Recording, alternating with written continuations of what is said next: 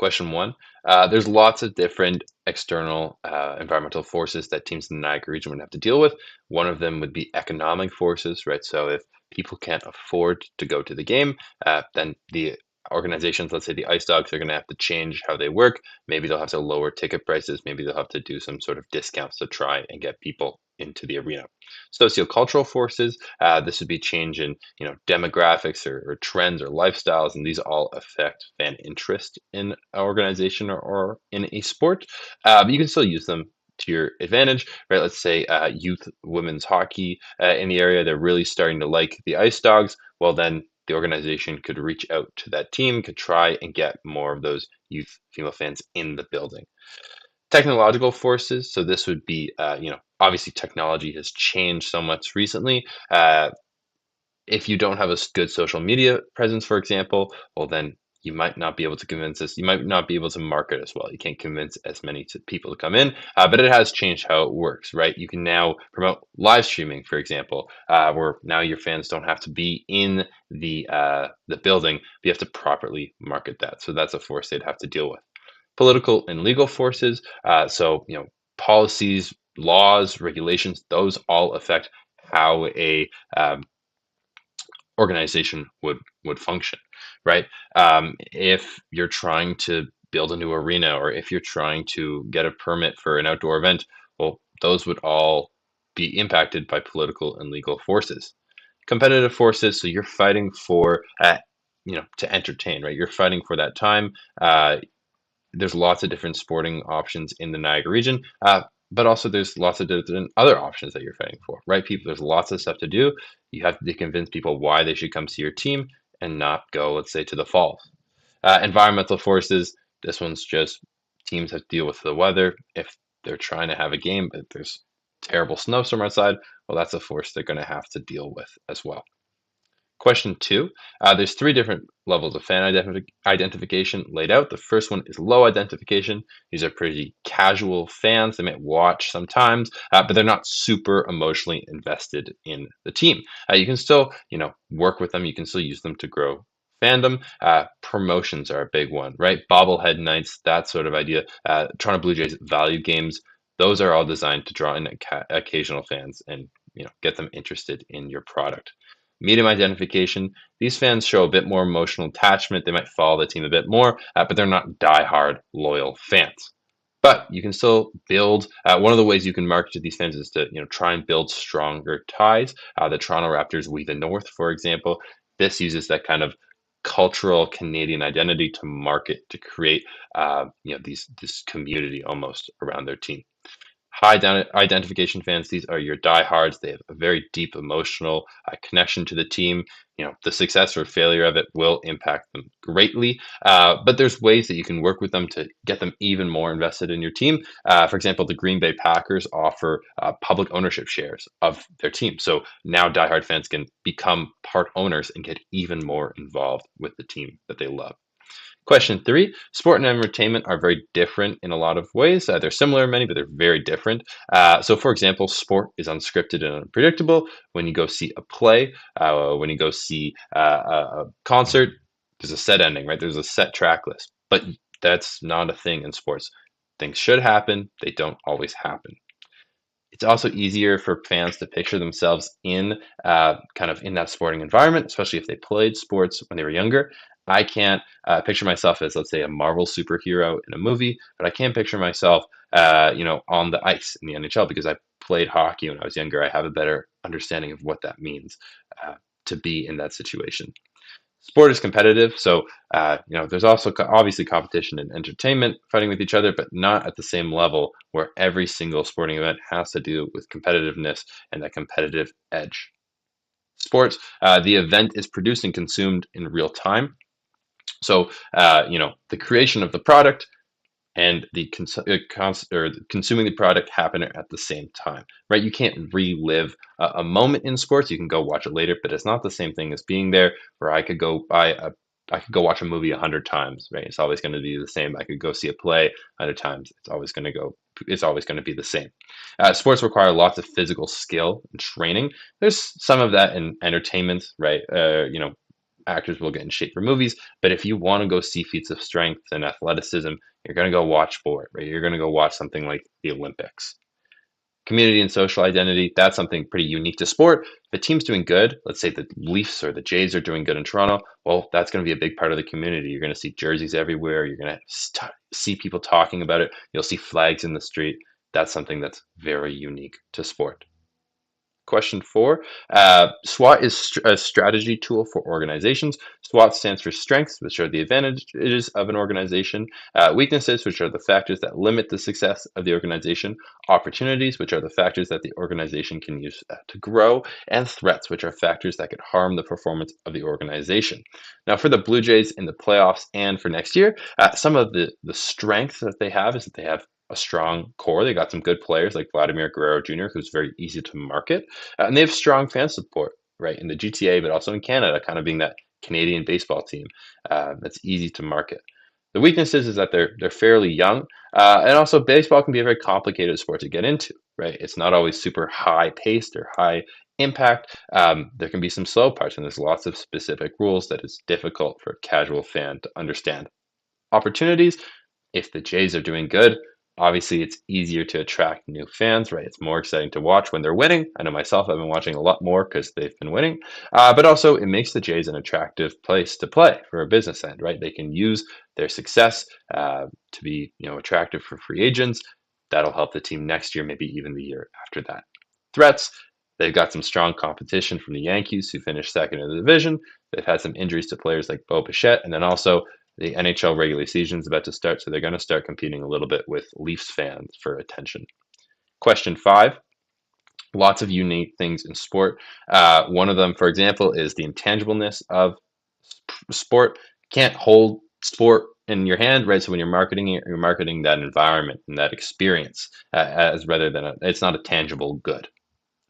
It's also very inconsistent and unpredictable. No one really knows what will occur in the game. You can't market, the outcome of a game like you could something else because you don't know what's going to happen.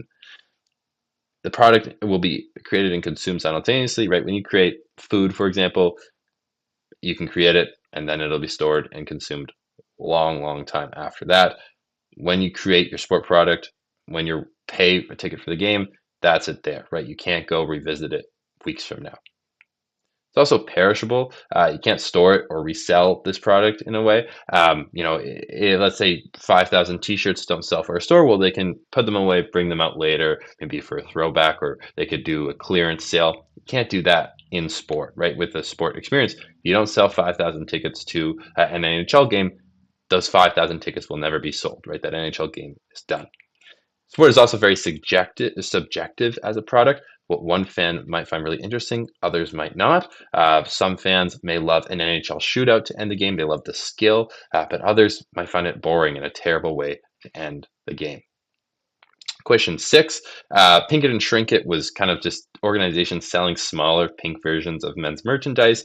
It was primarily used to target female fans. And the problem was that very much oversimplified what they want, didn't really make them fully part of the community because it just kind of gave them these things that aren't what you see on the ice.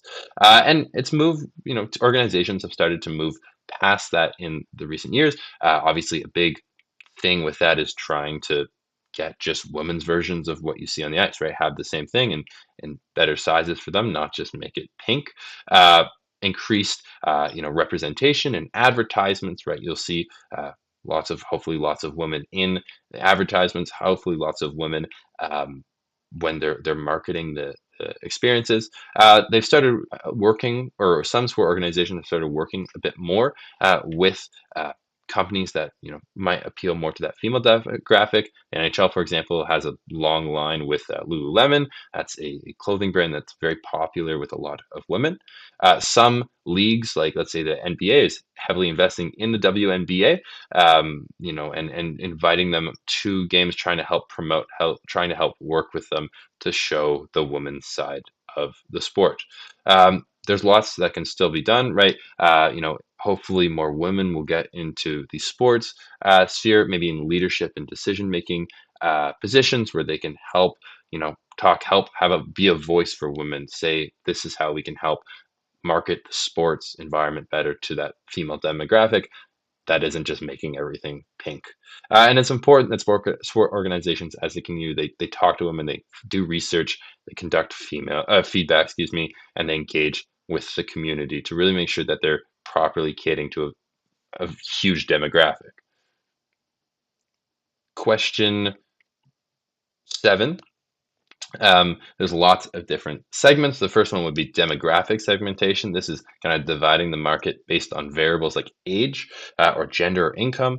Um, it's pretty straightforward, right? You'll see it used a lot. An example of this is the NHL. They have different clothing for different people, right? So what they might market and have for younger audiences will be maybe much brighter than what they have for older people, right? Who maybe not want don't want as much rainbow or bright colors or sparkles. Geographic segmentation, that's kind of market or segmenting the market based on a location. You know, and using that when you're marketing. You saw that a lot with, let's say, the Ottawa Senators, for example, the NHL team. Well, a lot of their marketing and a lot of what they understand is that their fans are very bilingual. So they'll do stuff in both English and in French, right? So they know that they have a large French-speaking fan base, and they've started doing things like having their own Instagram account for that French-speaking fan base. Next would be behavioral segmentation. That's dividing the market on consumer behaviors, right? Purchasing patterns, brand loyalty, almost. I know companies like Nike, they employ behavioral segmentation. They make sure that they have personal recommendations, especially on online. Is a big part of that, right? Being able to have kind of know, different behaviors of your consumers and market and kind of divide them by that. Psychographic segmentation. That's segmenting the market based a bit more on lifestyle or interests. For example, I know that a lot of sporting companies they kind of segment it based on the different types of, or they'll segment it based on one very specific type of consumer, right?